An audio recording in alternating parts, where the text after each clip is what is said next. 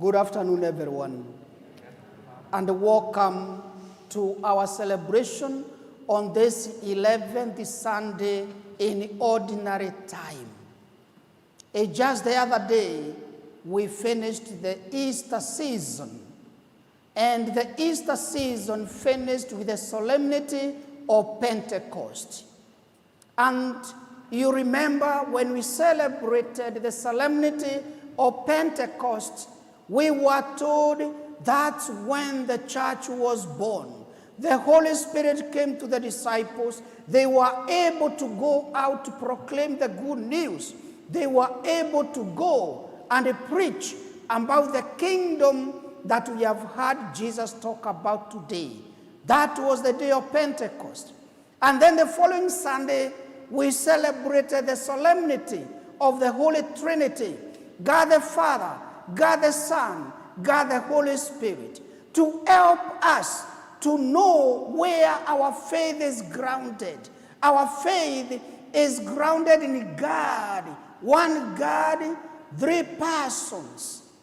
And we explained and we shared together what it all meant for us and for our salvation.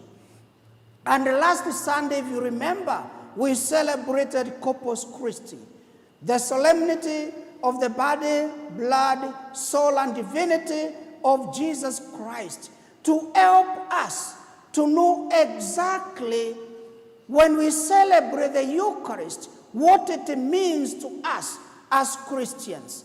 And the readings helped us to understand that as Christians, we need spiritual food. The Eucharist is there to help us to grow, to mature in our faith, and more so to welcome Jesus in our lives every time we receive him. And dear friends, today we are told Jesus is asking the crowds, what shall I compare the kingdom of God with? And he gives a parable. And Mark tells us that Jesus taught his disciples, or he taught the crowds in parables. He taught the word of God to them in parables and stories that they can understand. If you go to the gospel, really, reading the stories of Jesus and the parables, you realize that Jesus uses common language. He uses examples that they understand. Today, he is comparing the kingdom of God with a seed. All the farmers knew how to plant a seed, how it grows, and how they harvest.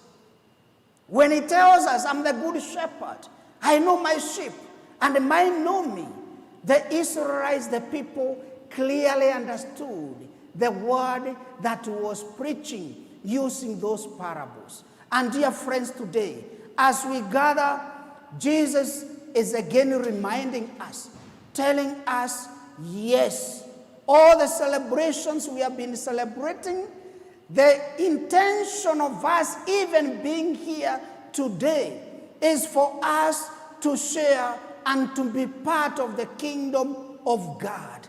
That's what we work for. That's why we are here, because we want to grow in this kingdom. And the parable is very clear. It reminds us of what we are supposed to do. Just as the seed is planted in the ground, the way it grows, nobody knows. Even the farmer doesn't know until the harvesting time. Meaning what? Even as, dear friends, as we receive the word of God, we are called to open our hearts to let the word of God mature and grow in us. We need to be part of a good soil that will bring up this word of God. For the plant to grow, it needs soil, good soil, with manure, fertilizer. It needs water. It needs warmth, sunshine, for it to grow. And there are times you also prune it, just to make sure that you get the good fruits. And dear friends, that's exactly how our life is. St. Paul tells us in our second reading today, he says he has been struggling. He wrote that letter when he was in prison. And for him, it was an old man this time. And he's seeing things happen. And he says, now, what else is remaining for me? He is writing to encourage the community of Corinth so that they can remain in the faith of Jesus. They can build their faith in Jesus Christ and remain in him until the last minute. And he says, we live by faith, not by sight. Just the hymn that we sang when we were starting the Mass this afternoon. We live by faith, not by sight.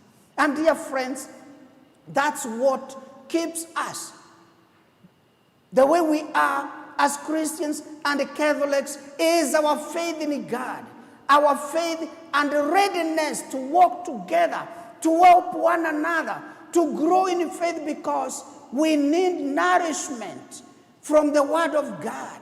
And that nourishment, we get it from the Word of God, from the sacraments, from the Eucharist. And more so, we are called also to preach, to be proclaimers of the kingdom of God to one another, to preach it, to live it, and to help other people also to grow in their faith. That's our responsibility. That's our call. And for us to be able to do that, then we must go to our responsorial psalm today. It was so sweet. Lord, it's good to do what? You forgot. Come on. Lord, it is good. It is good to be here. Lord, it is good.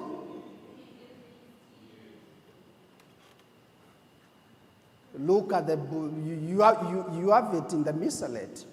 Lord, it is good to give thanks to you. To give thanks to you. Come on, we sang it.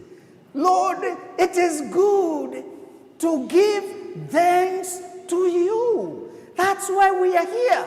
And dear friends, let us open our hearts to give thanks to God every day. Even when we go through sickness, pain, sorrow, let us always be ready to give thanks to God and to trust in him. Just like St. Paul, to tell the Lord, Lord, I know by myself I can do nothing. I know you are in control. I know you are the one who makes me to be here today. I know that you are in control of everything. Let me give thanks to you. Lord, it is good to give thanks to you. Amen.